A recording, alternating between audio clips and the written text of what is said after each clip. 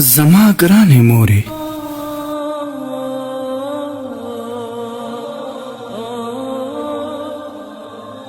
یوې ښځې به خپل زوی هره ورځ د خلکو په مخ کې ډېر واهه، خو دغه هلک به نه ژړل، نه به یې چاته د وهلو شکایت کاوه، نه به یې څه ویل، نه به ځینې تښتېده.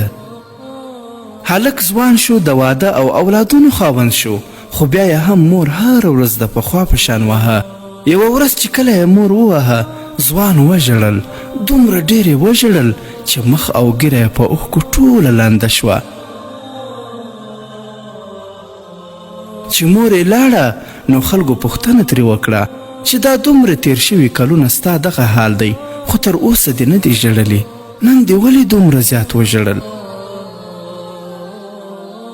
ځوان په ژړا کې ورته وویل، نن چې کله مور وهلم، دا راته معلومه شوه چې مور مې کمزورې او ضعیفه شوې ده. هر ګزار سره به یې لاس مې در باندې خوږ شو. ویل نو ژر ده چې د جنت د دروازو نه به دا دروازه را باندې بنده شي او زه به د مور له مینې څخه محرومه شم. نن خو که هر څومره په ژوند ستومانه یم، په مور مې زړه ډاډه دی. چې کله کور ته راشم، مور مې راته وایي، زویه په کار کولو به ستړی شوی، نن خو دې بیا ټوله ورځ په ستومانۍ تېره کړه.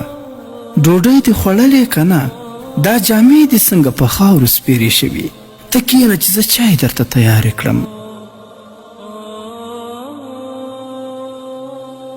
که څه هم نن د اولادونو پلار یم، د ښځې خاوند یم، خو بیا مې هم د هر څه ستړیا په اړه مور رانه پوښتنه کوي.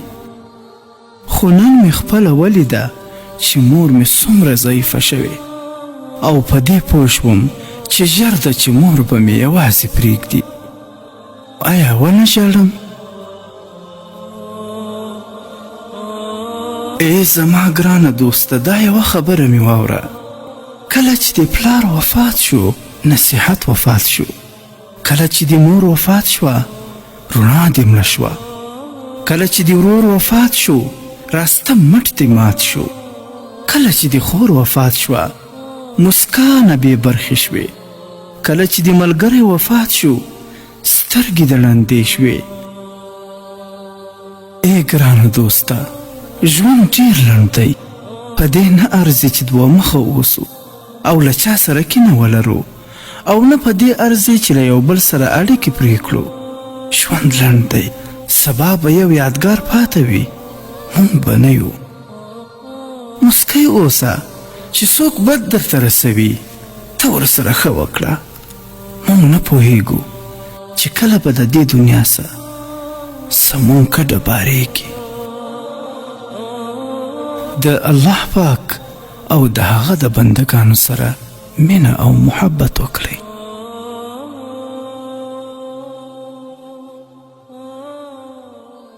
محترمو اوریدونکو، د اسلامي او تاریخي عبرتناکو کیسو لپاره زموږ د فیسبوک پاڼه حکایات مصنوي شریف د ثواب په خاطر در سره لایک او شیر کړئ.